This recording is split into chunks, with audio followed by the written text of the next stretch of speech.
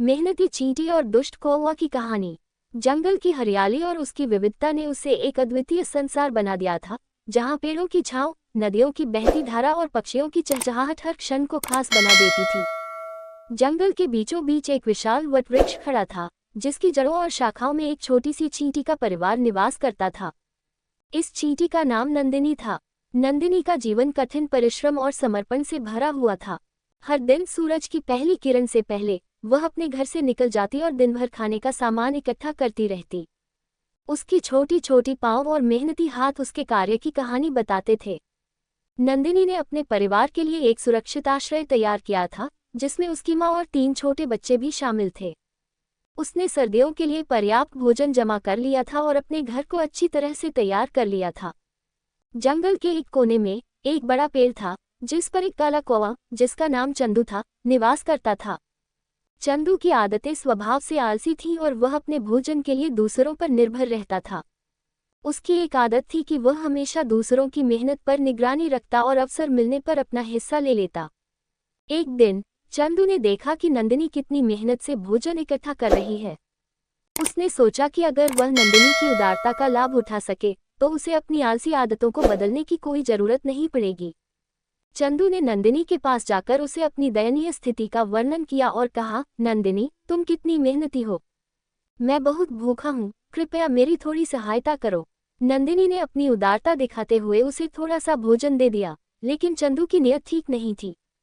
उसने बार बार भोजन मांगना शुरू कर दिया और अपनी बातों में मिठास और झूठी सराहना का इस्तेमाल किया। नंदिनी की उदारता ने चंदू को और भी अधिक लालची बना दिया। उसने सोचा कि अगर वह इस तरह से नंदिनी से भोजन प्राप्त कर सकता है तो उसे खुद किसी भी मेहनत की जरूरत नहीं पड़ेगी। हर बार चंदू नंदिनी से भोजन प्राप्त करता और खुद आराम करता। जब सर्दियों का मौसम आया तो चंदू ने देखा कि उसने सर्दियों के लिए कोई तैयारी नहीं की थी। ठंड और भूख ने उसकी स्थिति को और भी बदतर कर दिया। वह ठंड से कांपते हुए और खाने के बिना परेशान होकर नंदिनी के पास गया और अपनी गलती स्वीकार की। उसने कहा, नंदिनी, मैंने तुम्हारी उदारता का गलत फायदा उठाया। अब मेरे पास खाने के लिए कुछ भी नहीं है और मैं ठंड से बेहाल हूँ। कृपया मेरी मदद करो। नंदिनी ने उसकी मदद की, लेकिन साथ ही उसे ये भी समझाया कि मेहनत का कोई विकल्प नहीं होता। उसने कहा, ये भोजन तुम्हारे लिए आज के लिए है, लेकिन अगर तुम मेहनत करने का वादा करोगे तो मैं तुम्हें सिखाऊंगी कि कैसे मेहनत से भोजन इकट्ठा किया जाए। चंदू ने नंदिनी की सलाह मानते हुए मेहनत करने का वादा किया और उसने अपनी आलसी आदतों को बदलने की ठानी। नंदिनी ने उसे सिखाया कि कैसे सर्दियों के लिए तैयारी करनी चाहिए और अपने लिए भोजन इकट्ठा करना चाहिए। कुछ समय बाद चंदू ने सच्ची मेहनत शुरू की और सर्दियों के लिए आवश्यक भोजन जमा कर लिया।